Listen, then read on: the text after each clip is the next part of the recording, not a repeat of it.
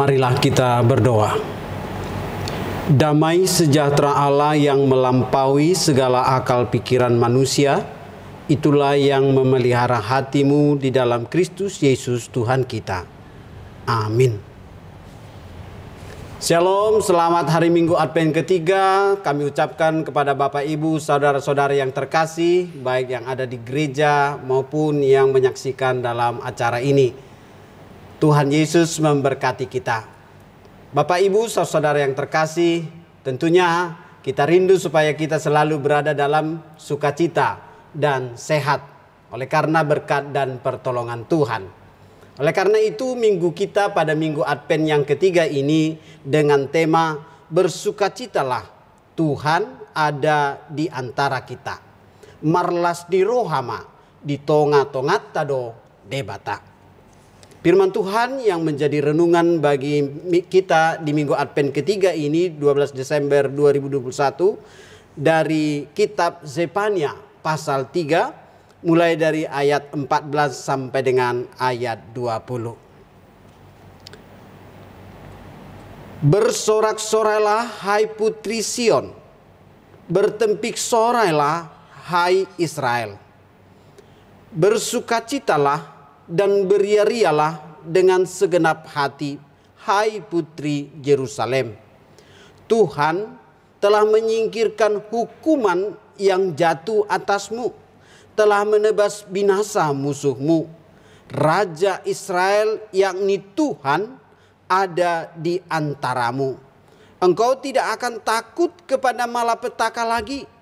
Pada hari itu akan dikatakan kepada Yerusalem, janganlah takut, hai Sion. Janganlah tanganmu menjadi lemah lesu. Tuhan Allahmu ada di antaramu sebagai pahlawan yang memberi kemenangan. Ia bergirang karena engkau dengan sukacita. Ia membaharui engkau dalam kasih-Nya. Ia bersorak-sorak karena engkau dengan sorak-sorai. Seperti pada hari pertemuan raya, aku akan mengangkat malapetaka daripadamu, sehingga oleh karenanya engkau tidak lagi menanggung cela. Sesungguhnya pada waktu itu aku akan bertindak terhadap segala penindasmu, tetapi aku akan menyelamatkan yang pincang, mengumpulkan yang terpencar, dan akan membuat mereka yang mendapat malu menjadi kepujian dan kenamaan di seluruh bumi.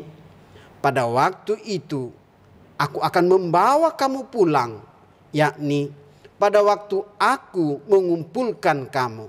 Sebab aku mau membuat kamu menjadi kenamaan dan kepujian di antara segala bangsa di bumi, dengan memulihkan keadaanmu di depan mata mereka. Firman Tuhan. Demikian pembacaan firman Tuhan, Bapak Ibu saudara-saudara yang terkasih.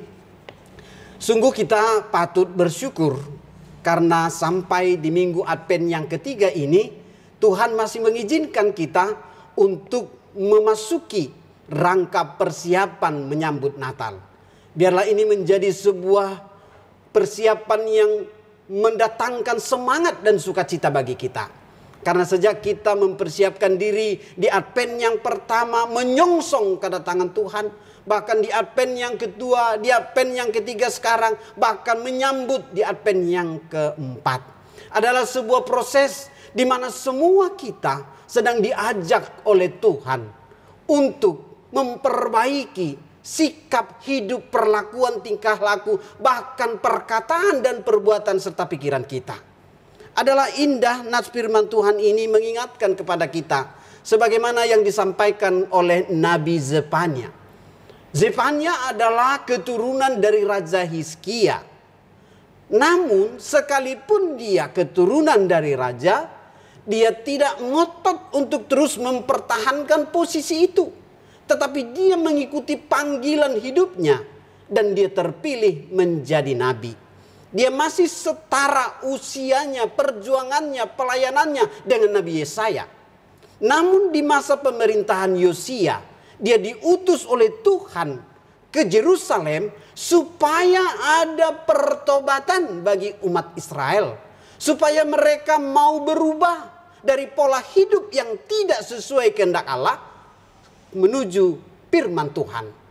Karena apa? Peringatannya jelas. Jika mereka setia, maka mereka akan mendapatkan pertolongan dan keselamatan dari Tuhan.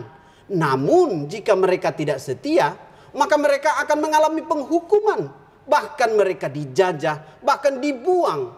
Sampai mereka tidak mendapatkan hak ajasinya.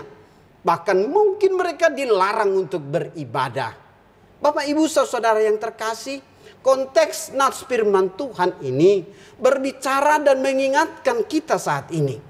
Apakah kita sebagai umat Tuhan yang percaya kepada Yesus Kristus tetap mau setia dalam menyongsong menyambut kedatangan Yesus yang kedua kali dengan bersukacita, marlas niroha, alaniaha. Apa dasar kita bersukacita? Bapak, Ibu, saudara yang terkasih, apakah di minggu-minggu Advent ini kita merasakan ada sesuatu yang harus kita perbaiki dari diri kita? Bagaimana kita bisa merasakan sukacita jika situasi saat ini di pandemi COVID PPKM ini selalu berubah-ubah, kita tidak memiliki sesuatu langkah yang menetap.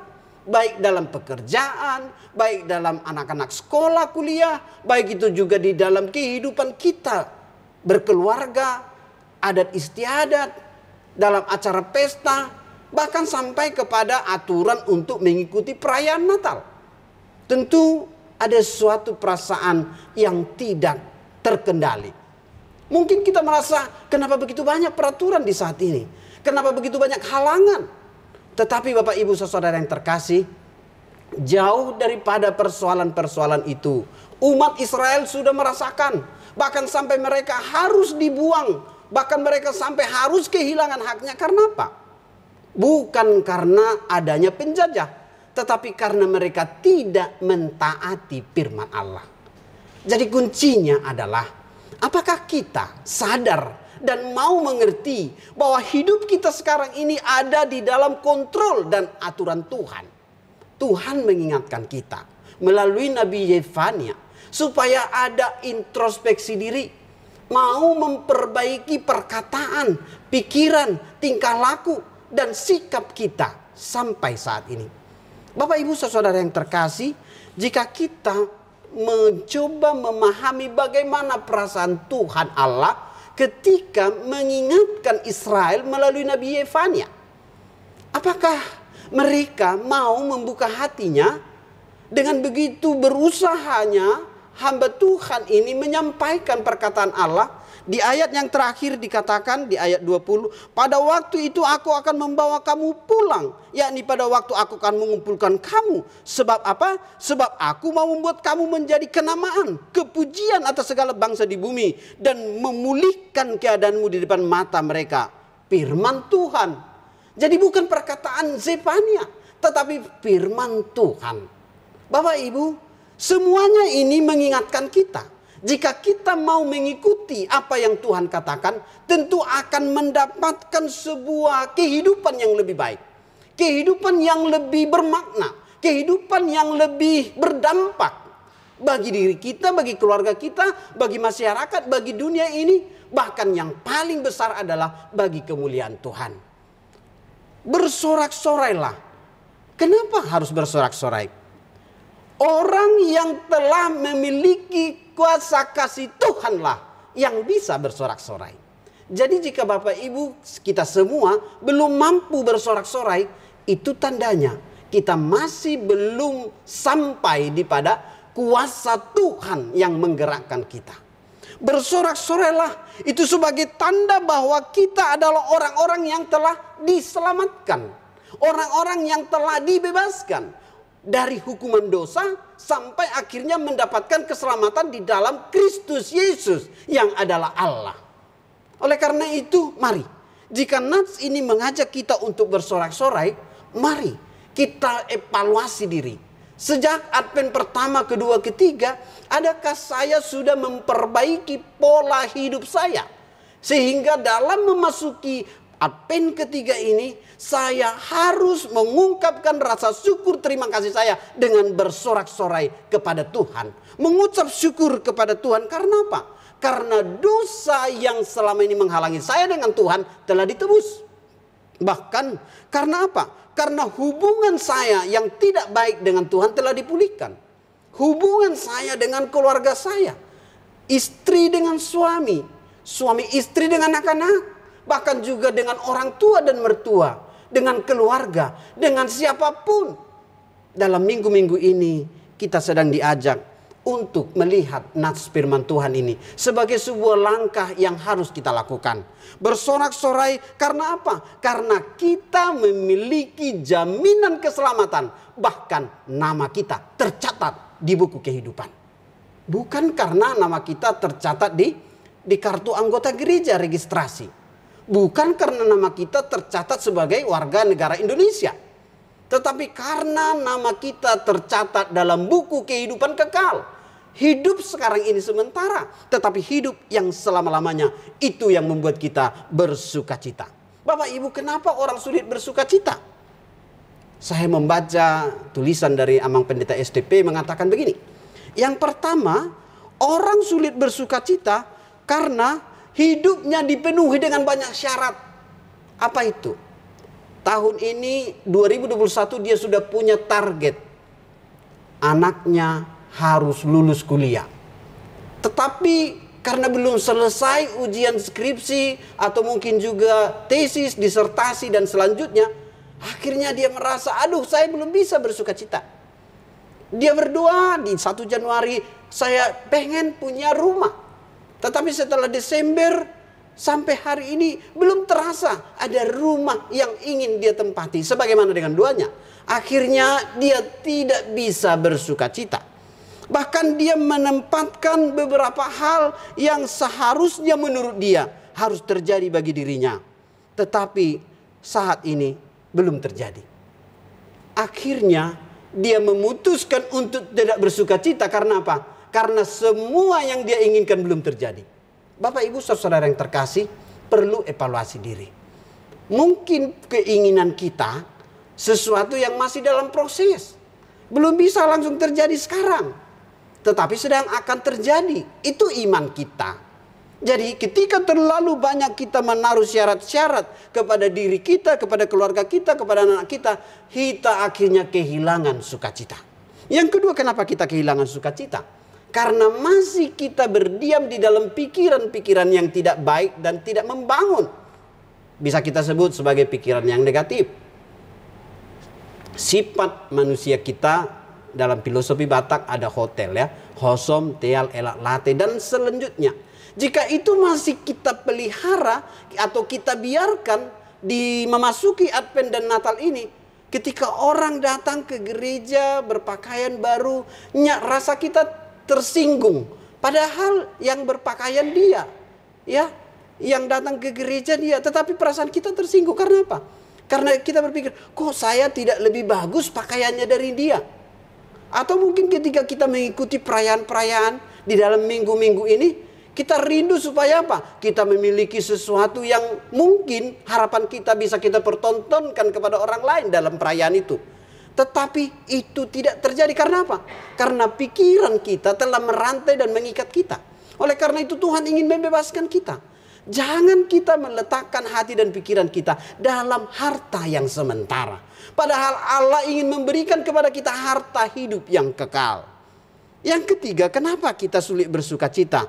Karena kurang mengucap syukur. Ya.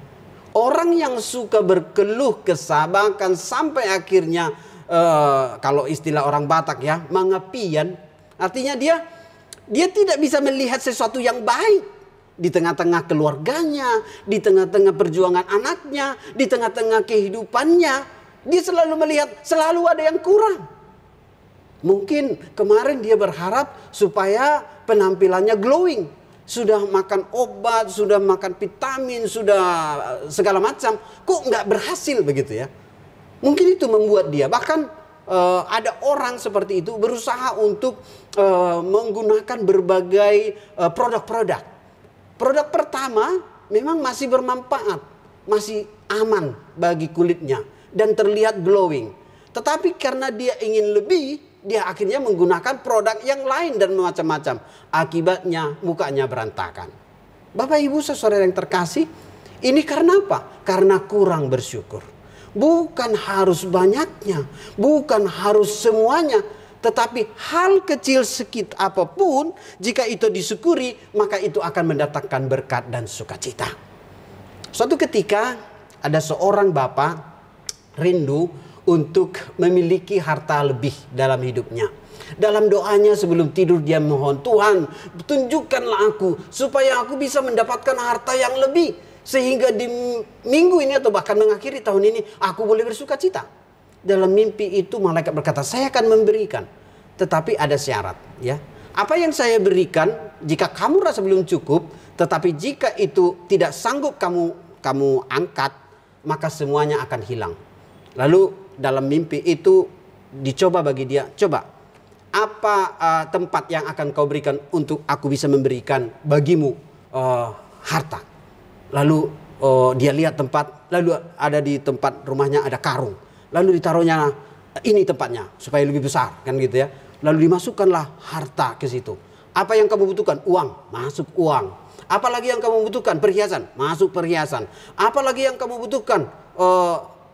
Peralatan-peralatan seperti jam, kalung dan lain sebagainya, masuk semuanya semua. Lama-lama karung itu apa? Makin berat. Lalu karena saking tidak pernah berhenti dia meminta, lalu terus diberikan. Akhirnya apa? Karung yang dia pegang itu sudah tidak tahan lagi dia tahan. Akhirnya karung itu sampai ke lantai. Perjanjiannya tadi, jika kamu tidak tahan, maka semuanya akan hilang. Lalu kemudian dia tahan terus, tapi masih terus dia meminta. Akhirnya karung itu penuh dan sampailah ke lantai. Setelah bersentuhan dengan lantai, semua yang ada dalam karung itu hilang lenyap. Lalu dia terbangun. Tuhan, apa maksudnya ini? Ternyata yang mau disampaikan oleh ilustrasi itu, jika orang tidak pernah merasa syukur dengan sesuatu yang dia terima, maka nantinya semua yang Tuhan berikan itu pun akan menjadi sia-sia. Karena apa? Tidak ada sesuatu yang dia bisa syukuri. Minggu Advent ini mengingatkan kita supaya kita bersyukur dan bersukacita. Bapak Ibu, tidaklah terlalu sulit untuk bersyukur dan bersukacita. Tetapi asalkan kita mau mendekatkan diri kepada Tuhan.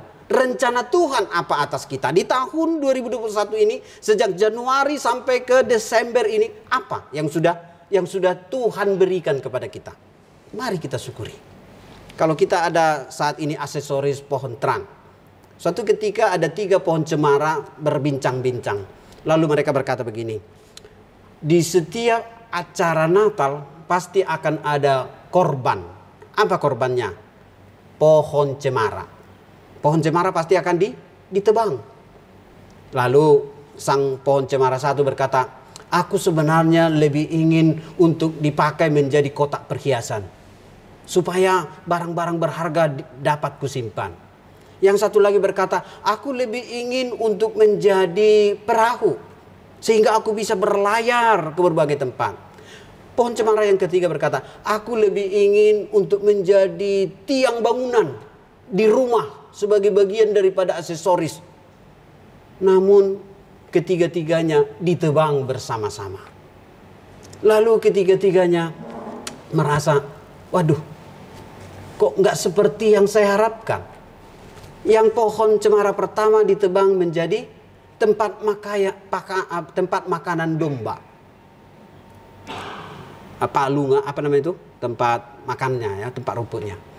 Yang kedua itu dipakai sebagai perahu, tetapi bukan perahu pesiar, tapi hanya perahu nelayan. Yang ketiga dipotong jadi kayu, tetapi belum difungsikan. Apakah ketiga kayu ini sama-sama tidak punya mimpi atas pengharapan itu?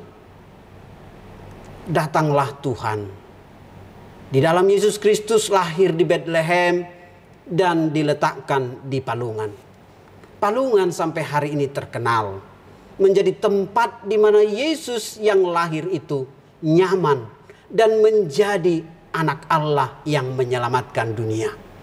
Sang Palungan berkata, aku bersyukur dengan aku ada, maka sang bayi Yesus boleh merasakan damai di palungan.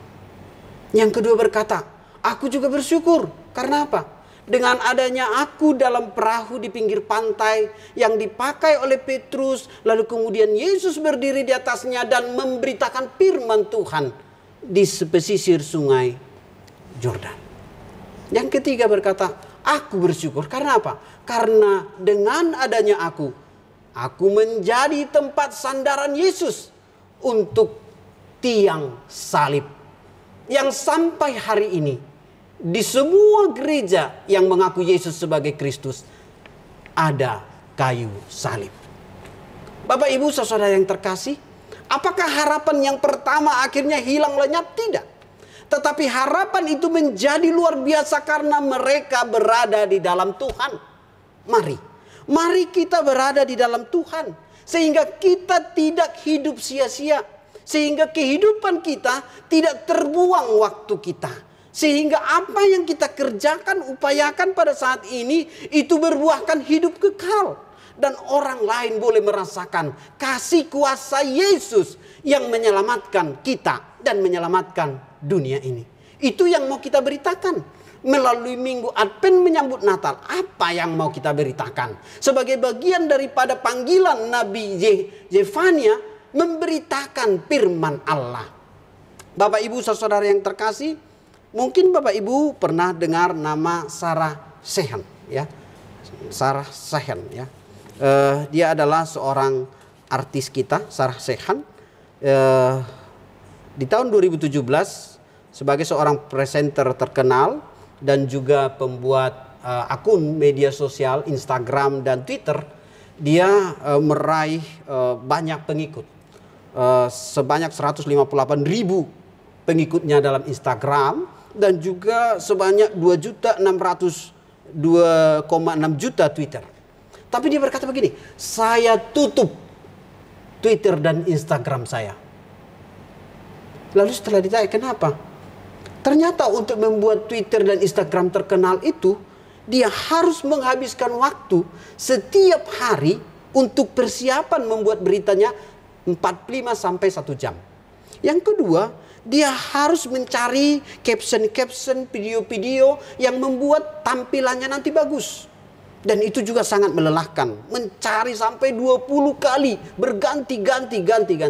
Yang ketiga apa? Dia harus mempermak dirinya, istilahnya merentas, ya. Membuat dirinya itu glowing, mungkin terlihat fresh, mungkin terlihat wah dan lain sebagainya. Ternyata untuk membuat itu butuh tenaga yang besar, waktu yang bukan tidak sedikit saja. Oleh karena itu dia berkata, saya lelah mengerjakan itu. Walaupun banyak yang menjadi follower saya, mereka hanya lihat wahnya saja. Tetapi proses untuk ke situ tidaklah mudah. Akhirnya dia tutup. Bapak Ibu saudara yang terkasih, banyak orang stres karena Instagramnya, karena Facebooknya, karena Twitternya tidak begitu banyak peminat, ya. Atau ketika ada orang yang memunculkan sesuatu, mungkin dalam hal sukacita, ulang tahun, kesuksesan dan lain sebagainya, dia merasa apa ya berita yang mau kubuat, ya kan? Yang tidak penting pun akhirnya di-upload kan gitu ya. Dan itu membuat dia stres. Stres karena apa? Stres karena media sosial. Hilang rasa sukacitanya. Padahal sebenarnya itu hanya tambahan. Itu bukan sesuatu yang mengatur hidupnya. Tetapi sesuatu yang menunjukkan bahwa ini saya, ini ada saya. Tetapi itu akhirnya menjadi sia-sia karena apa? Karena hanya dikerjakan untuk memuaskan dirinya. Bapak Ibu saudara yang terkasih, jika itu dikerjakan dengan tujuan untuk berita yang mau disampaikan, bukan untuk saya tetapi untuk memuliakan nama Tuhan. Seperti hamba-hamba Tuhan yang banyak kita lihat melalui Facebook, Instagram, Twitter, bahkan WhatsApp, setiap hari memberitakan tentang bagaimana Tuhan hadir dalam hidup kita. Menolong yang sedang mengalami kesulitan, mendoakan yang sedang sakit, bahkan memberitakan firman yang bisa menguatkan yang lemah. Itu jauh lebih besar manfaatnya daripada hanya sekedar say hello. Atau apa kabarmu? Bagaimana sekarang kondisimu? Apakah masih terlihat putihkah atau sudah hitam dan lain sebagainya. Tetapi yang paling utama adalah apa yang mau kita ungkapkan dari pertolongan dan kasih Tuhan. Jangan seperti umat yang ditegur oleh Nabi Zefania ini. Mereka hanya fokus untuk mengisi diri mereka sendiri. Dan akhirnya Tuhan murka kepada mereka. Kita tentunya bukan orang-orang yang ingin dimurkai Tuhan. Kita ingin menjadi orang-orang yang diberkati Tuhan. Dalam maksudnya untuk kita bersuka cita adalah supaya kita membawa pertolongan-pertolongan Tuhan bagi orang lain. Makanya dalam Filipi 4 ayat 4 dikatakan, marlas niroha mahamu di bagasan Tuhani, bersukacitalah engkau di dalam Tuhan. Jadi Bapak Ibu Saudara yang kasih, apa yang harus kita lakukan? Yang pertama, biarlah kita bersukacita bukan untuk diri kita, tetapi untuk memuliakan Tuhan. Yang kedua, dengan sukacita, kekuatan kita, hati kita, bahkan hidup kita mengalami proses pemulihan dan pembaharuan. Ingat, keselamatan di dalam Tuhan itu yang membawa kita bersukacita dan bersyukur atas pertolongannya. Untuk itu, di akhir khotbah ini saya mengundang kita untuk mencoba menyanyikan satu lagu dari buku ND nomor 754 ayat 5. Bagaimana sesungguhnya kita bersukacita di dalam Tuhan.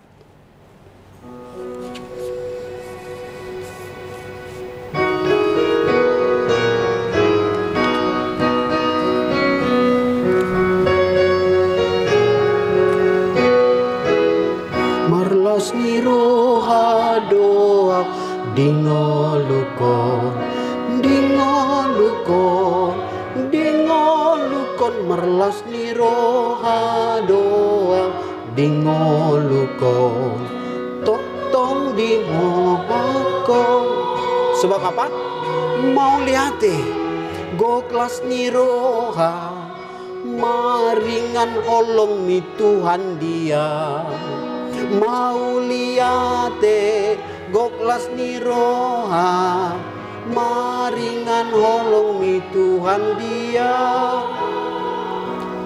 Kita bersukacita karena Allah berdiam dalam diri kita. Karena rencana Tuhan menjadi rencana yang kita kerjakan dalam hidup kita.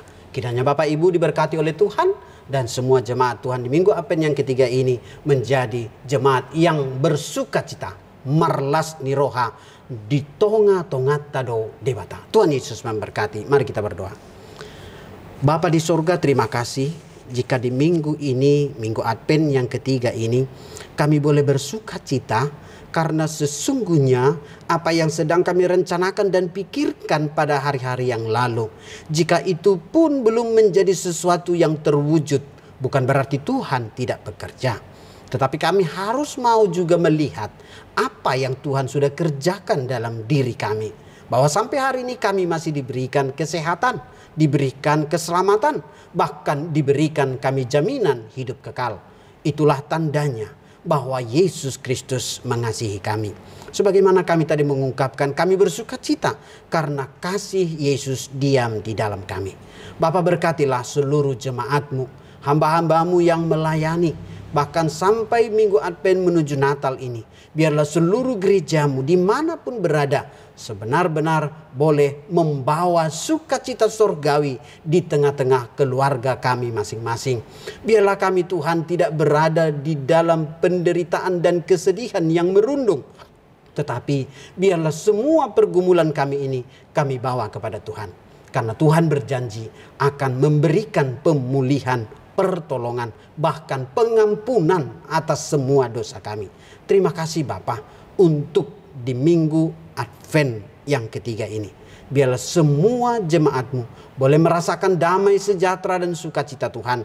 Bahkan seluruh hamba-hamba-Mu yang ikut di dalam pelayanan Badan Kerjasama Marturia boleh semakin Tuhan pakai luar biasa untuk memberitakan Injil keselamatan. Dan semua pelayanan kami Tuhan yang saat ini boleh dinikmati oleh seluruh jemaat-Mu dimanapun berada. Biarlah ini membawa kami untuk bersehati, untuk bersama-sama bersukacita sebab Tuhan menyertai kami. Kami menyerahkan langkah perjalanan kami Tuhan, sampai kami mengakhiri tahun ini dan memasuki tahun yang baru tahun depan dengan kasih kuasa-Mu. Biarlah damai sejahtera Tuhan selalu turun atas kami. Yang lemah dikuatkan, yang sakit disembuhkan, yang beban berat mendapatkan penghiburan. Bahkan juga Tuhan yang sedang bergumul untuk mendapatkan keturunan, Tuhan hadirkan sukacita itu.